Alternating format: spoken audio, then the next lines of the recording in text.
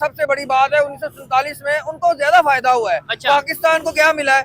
7,96,96 मुरबा kilometre उनका area 32 lakh मुरबा kilometre है। लेकिन वो आबादी के हिसाब से था ना, उधर हिंदू कम्युनिटी ज्यादा थी तो उन्हें हमारे बांग्लादेश भी हमारे पास ना रहा, ना कश्मीर दिया गया। नहीं तो बांग्लादेश किसकी वजह से पास ना रहा? सर वो हमारी अपनी गलतियों की वजह से, हमारे लीडरान की गलती की वजह से कि तुम उधर और हम इधर, और कश्मीर का मसला वो पठानकोट का एरिया दे के वो इंडिया में शामिल करके तो कश्मीर उनको दे दिया गया है। और इसके अलावा आप देखें कि कलकत्ता शहर एक जो हमारा मुस्लिम अक्सरियती इलाका था वो इंडिया ने, और संती एक इलाका था वो भी नहीं दिया गया पाकिस्तान को। अच्छा, अगर वो होता भी, लेट्स सपोज कलकत्ता पाकिस्तान का हिस्सा होता भी तो इस टाइम बांग्लादेश का हिस्सा होना था। बिल्कुल सर, बांग्लादेश का हिस्सा होना था। कहने का मकसद है कि इंडिया ये, अगर आप थोड़ा सा और पीछे जाएं तो 600 साल तारीख मुसलमानों से अंग्रेजों ने ये इलाके लिए हैं। ठीक है, यानी मुसलमानों की हुकूमत थी पूरे बरसगीर में हिंदुस्तान सारी मिलनी चाहिए थी, हमें उन्होंने लगा दिया ट्रक की बत्ती पीछे के जी अक्सरियती इलाका और अकलीती इलाका। कलकत्ता पाकिस्तान का हिस्सा था और पाकिस्तान को कलकत्ता नहीं दिया गया।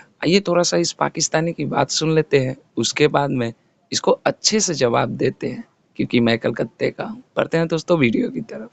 आप बताएं कैसे हैं? अल्लाह ताला के शान फर्स्ट क्लास है। ठीक हो गया। जिस टॉपिक पे वीडियो रिकॉर्ड कर रहे हैं, मुझे सबसे पहले ये बताएं, मुझे समझ नहीं आ रही पाकिस्तान में कोई बड़ा लीडर, कोई बड़ी इन्वेस्टमेंट, कोई बड़ी कंपनी नहीं आ रही, लेकिन इंडिया से हर दिन खबर आती है। कभी ट्रंप कहता है कि मैं सबसे पहला विजिट इंडिया का करूंगा, मतलब कुछ ही महीनों बाद। अभी रशिया के प्रेसिडेंट पुतिन की तरफ से खबर ये कंफर्म हो रही है कि वो भी जल्द इंडिया का विजिट करेंगे। क्या कहना चाहेंगे कि दुनिया के बड़े बड़े लीडर्स जो उनसे हैं वो इंडिया का विजिट कर रहे हैं, बड़ी बड़ी कंपनीज वहां पे इन्वेस्टमेंट कर रही हैं, पूरी दुनिया इस समय चाह रही है इंडिया के साथ रिलेशन बेहतर किए जाएं, जबकि हमारे इधर देखा जाए तो एक चैंपियन ट्रॉफी होनी हो तो रोला डाल जाता है कि होगी या नहीं होगी, यहाँ पे टीम्स आएंगी या नहीं आएंगी। क्या वजह है ऐसी पाकिस्तान? सर बिस्मिल्लाहिर्रहमानिर्रहीम। सर गुजारिश ये है कि पाकिस्तान के जो अवाम है, पाकिस्तान की जो गवर्नमेंट है वो पाकिस्तान के साथ मुखलिस नहीं है। अच्छा। उसकी वजह ये है कि अगर मिसाल के तौर पे जिस तरह के इस हमारे मुल्क के सीपैक को ले लें या वो कोई भी हम ट्रेड के हिसाब से कोई भी देख लें तो हमारे मुल्क में वो अपने मुल्क के साथ मुखलिस नहीं है लोग। सीपैक को हम सुनते आ रहे हैं 10 साल से, सीपैक गेम चेंजर है, तो अभी तक उसका कोई फायदा नहीं हुआ।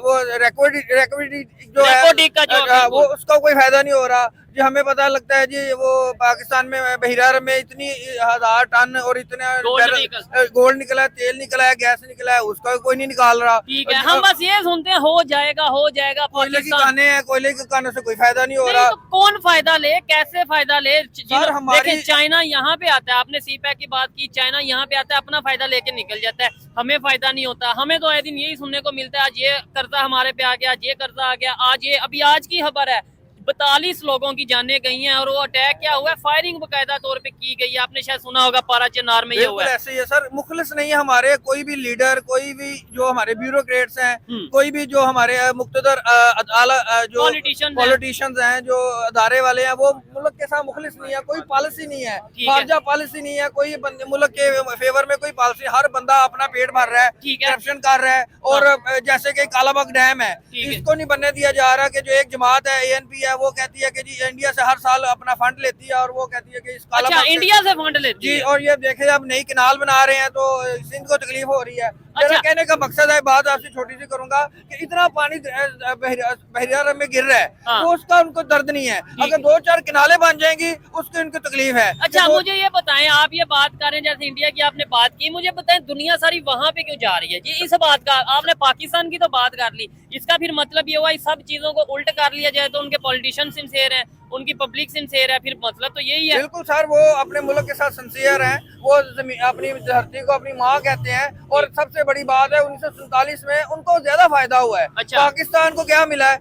7,96,96 मुरबा किलोमीटर उनका एरिया 32 लाख मुरबा किलोमीटर है। लेकिन वो आबादी के हिसाब से था ना, उधर हिंदू कम्युनिटी ज्यादा थी तो उन्हें हमारे बांग्लादेश भी हमारे पास ना रहा, ना कश्मीर दिया गया। नहीं तो बांग्लादेश किसकी वजह से पास ना रहा? सर वो हमारी अपनी गलतियों की वजह से, हमारे लीडरान की गलती की वजह से कि तुम उधर और हम इधर, और कश्मीर का मसला वो पठानकोट का एरिया दे के वो इंडिया में शामिल करके तो कश्मीर उनको दे दिया गया है। और इसके अलावा आप देखें कि कलकत्ता शहर एक जो हमारा मुस्लिम अक्सरिती इलाका था वो इंडिया ने, और संती एक इलाका था वो भी नहीं दिया गया पाकिस्तान को। अच्छा, अगर वो होता भी, लेट्स सपोज कलकत्ता पाकिस्तान का हिस्सा होता भी तो इस टाइम बांग्लादेश का हिस्सा होना था। बिल्कुल सर, बांग्लादेश का हिस्सा होना था। कहने का मकसद है कि इंडिया ये, अगर आप थोड़ा सा और पीछे जाएं तो 600 साल तारीख मुसलमानों से अंग्रेजों ने ये इलाके लिए हैं। ठीक है, यानी मुसलमानों की हुकूमत थी पूरे बरसगीर में, वो हिंदुस्तान हमें सारी मिलनी चाहिए थी, हमें उन्होंने लगा दिया ट्रक की बत्ती पीछे के जी अक्सरीती इलाका और अकलीती इलाका। हालांकि ये इलाका मुसलमानों के पास था, मुसलमानों ने 600 साल इस पे बरसगीर पे हुकूमत की है। नहीं तो इसका मतलब है जब ये गोरों ने आके, अंग्रेजों ने आके हुकूमत की है, ये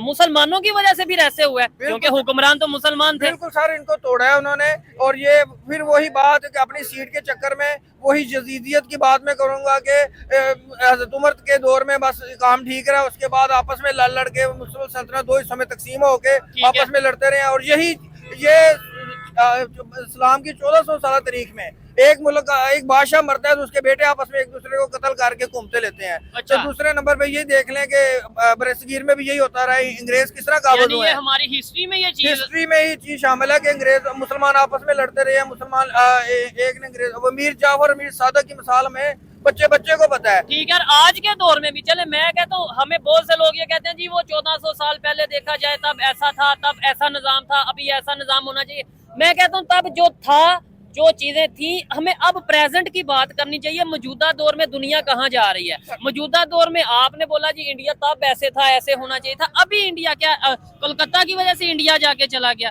क्या जी कश्मीर की वजह से इंडिया की पॉलिसीज की वजह से नहीं वो आगे गया? बिल्कुल, उनकी पॉलिसी भी अच्छी है। मतलब आप ये एक रीजन हम ये दे दें जी वो कलकत्ता उनकी हमारी तरफ नहीं आया जिसकी वजह से हम पीछे रह गए जी, वो कश्मीर हमारी तरफ नहीं बिल्कुल, हमें ये चीज तो है ना कि हमें अपने हरे हिस्से का वो जो पैसा था, जो दौलत थी, वो नहीं दी गई, असला नहीं दिया गया। और दूसरे नंबर पे उनके पास वसाइल ज्यादा है। अच्छा। जिस तरह मैंने कहा है कि 32 लाख मरबा किलोमीटर का एरिया है, उनके पास फोर्स ज्यादा है, उनके पास वसाइल ज्यादा है, जमीन ज्यादा है। और इसके अलावा जो कश्मीर हमारी शहर थी उसके सारे 3 दरियाओं पे तो उन्होंने कब्जा कर लिया, बल्कि 5 से ज्यादा करके। अच्छा। अब आसान मिसाल में दूं कि पाकिस्तान में यूरिया की कीमत 5000 की बोरी है, इंडिया में 300 रुपए की है। अच्छा। इसी तरह वहाँ पे इतना फर्क है? मुझे नहीं लगता इतना ज्यादा फर्क। सर उनकी बिजली फ्री है, हमें कितनी महंगी बिजली दी जा रही है। तो हमारे साथ ये जो अब नेक्स्ट जंग होगी हमारी इंडिया के साथ, ये एटमी जंग पानी के मसले पे होगी। हमें पीछे रखा जा रहा है। पहले नंबर पे तो होनी नहीं चाहिए, अल्लाह ना करे कोई जंग हो ना ही। हम ऐसी सिचुएशन में, हर सिचुएशन में होते भी, पावर में होते भी तो भी जंग नहीं, क्योंकि जाने तो दोनों साइड पे जाती हैं। और आपने बोला पानी के इशू में, नो डाउट पानी का जितना मसला पाकिस्तान में बढ़ता नजर आ रहा है, आपकी अपनी ओपिनियन है जी, दरिया उन्होंने रख ली, ये कर लिया, हमारा सिंध तासमाता हुआ। लेकिन मैं ये कहता हूँ हम डैम क्यों नहीं बना रहे? ये भी इंडिया कहता है डैम ना बनाओ, नहीं ये इंडिया कहता है डैम ना बनाओ। मैं आपकी बात से एग्री हूँ। उसके लिए मैंने आपको सर पहले भी कहा है कि हमारे हुक्मरान गद्दार हैं, गद्दारों की कोई कमी नहीं है। कायदे आजम ने इसलिए नहीं कहा था कि मेरी जेब में सारे खोटे सिक्के हैं, क्योंकि ये वही जगीरदारों और वडेरों के बच्चे थे जो अंग्रेजों के गुलाम थे, जिनको अंग्रेजों ने जगीरें दी हुई थी और वो अंग्रेजों को पैसा इकट्ठा करके अंग्रेजों के मफादात के लिए काम करते थे। वही उनकी नस्लें आज हम पर वारद हैं, हुक्मरानी कर रही। लेकिन और हमारे हुक्मरान तो ये कहते हैं, ज्यादातर चाहे कोई मौलाना हजरात हैं, चाहे कोई सियासतदान है, वो यही कहते हैं कि हमारे बड़ों ने तो पाकिस्तान के लिए कुर्बानियां दी हैं, हमारे बड़ों ने जाने दी हैं पाकिस्तान के लिए। सिर्फ ये कहानी है। आप इस वक्त कौमी असम्बली और सूबाई असम्बली में जितने भी, मुझे आइडिया है, वहाँ पे 90% वही अंग्रेजों के गुलामों के गुलाम ही हमारे सर पे मुसल्लत है। हमने आज तक हजरत इमाम हुसैन ने क्यों यजीद की पैरोकारी नहीं की, यजीद की बैत नहीं की? क्योंकि उन्होंने ये हमें एग्जांपल दी है कि अगर हम गलत बंदे को चुनेंगे वो आगे हमारे साथ नाइंसाफी करेगा और पूरी सोसाइटी खराब होगी और अपना पेट भरेगा और लोगों को उनके हक से महरूम रखेगा। ठीक हो गया। अच्छा मुझे ये बताएं, क्या समझते हैं? मैं मौजूदा दौर की अगर बात करूं, आप नो डाउट हिस्ट्री से, पास से ये चीजें आपने बोला, मुसलमानों की तारीख देख लें, गद्दार मिलेंगे। एक अगर कोई हुक्मरान मरता है उसके बेटे आपस में लड़ते हैं, नो डाउट हमें ऐसा बादशाही निजाम ये मुगलिया दौर में भी देखने को मिला, उससे पहले भी देखने को मिला। अभी मौजूदा दौर में दुनिया जिस तरीके से टेक्नोलॉजी की तरफ जा रही है, एजुकेशन की तरफ जा रही है, अवेयरनेस की तरफ जा रही है, हम क्यों नहीं एजुकेशन को प्रमोट करते? हम अभी भी यही कह रहे हैं जी गद्दार हैं। दोस्तों ये बात तो सत्य है कि कोलकाता को लेने के लिए मोहम्मद अली जिन्ना ने काफ़ी प्रयास किया था।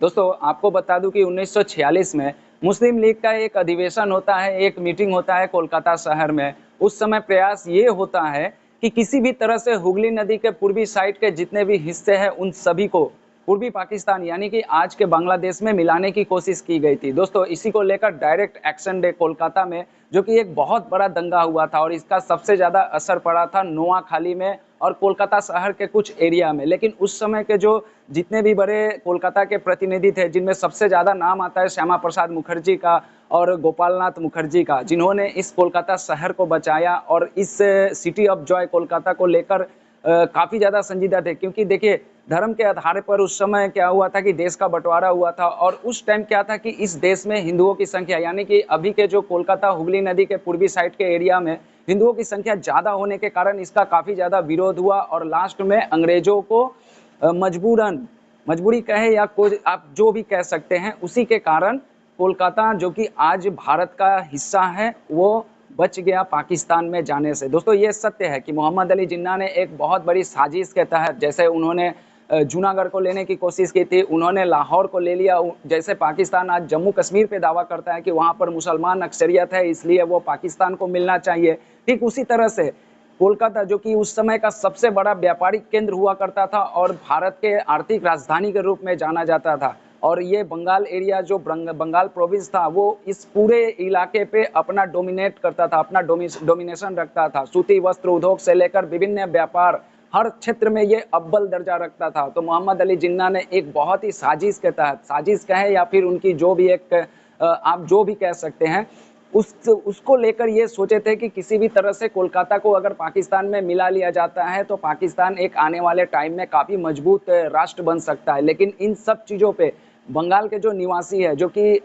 सभी को पता है कि हमारे देश को आज़ादी दिलाने में बंगाल का कितना बड़ा महत्वपूर्ण योगदान है। बंगाल वो मिट्टी है जहाँ से माँ मातंगिनी हाजरा जैसे एक आयरन लेडी के तौर पे उभर के सबके सामने आती है। ये बात अलग है कि हमारे भारत के इतिहास में मातंगिनी हाजरा का जिक्र बहुत कम है। इसी मिट्टी से खुदीराम बोस, इसी मिट्टी के हैं सुभाष चंद्र बोस, जिनका जन्म बेशक उड़ीसा के कटक में हुआ था लेकिन वो भी इसी मिट्टी के लाल है। देखिए साजिश तो हमारे देश को तोड़ने की बहुत ज़्यादा हुई थी और कुछ अपने भी लोग थे, लेकिन ये था कि यहाँ के जो रहने वाले थे, यानी खास कोलकाता के रहने वाले लोगों ने इसका काफ़ी ज़्यादा विरोध किया खुलकर।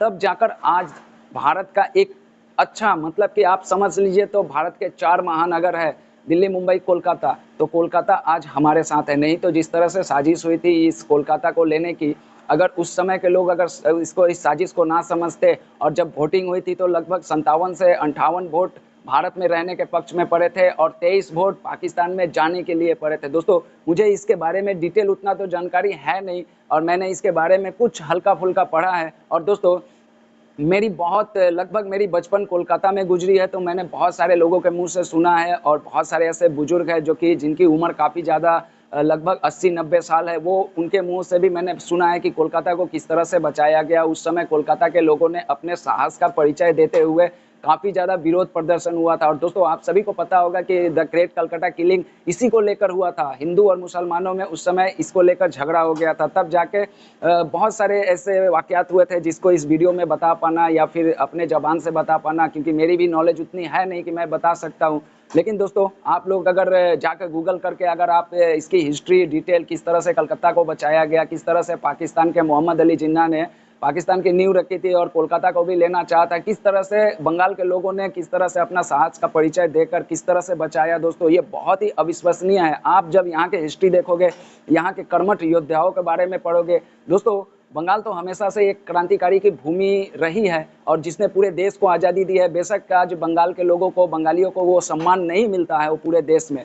आज लोग बंगाल के बारे में बहुत कुछ उल्टा पुल्टा बोलते हैं, लेकिन जो आज़ादी की जो सांस ले रहे हैं पूरे भारतवर्ष के लोग, वो बंगाल के लोगों का ही देन है। लेकिन दोस्तों हमें इन सब हिस्ट्री को भी जानना चाहिए, इन सब हिस्ट्री को भी पढ़ना चाहिए। दोस्तों अंत में मैं इतना ही कहूँगा कि आप जरा इस बंदे की बात सुनो। मैं जिस वीडियो में इसने कहा कि आज़ादी के टाइम पे बंटवारा भी अच्छा से नहीं हुआ था और हमें उतना कुछ नहीं मिला, यानी कि 7 लाख कुछ मुरब्बा किलोमीटर पाकिस्तान को मिल गया और 32 लाख मुरब्बा किलोमीटर भारत को मिल गया। लेकिन दोस्तों उस समय जो पाकिस्तान का बंटवारा हुआ था और पाकिस्तान को ही सबसे ज़्यादा मिला था, क्योंकि देखिए कराची एक इंटरनेशनल व्यापारिक केंद्र हुआ करता था, वो भी पाकिस्तान को मिल गया, लाहौर भी मिल गया।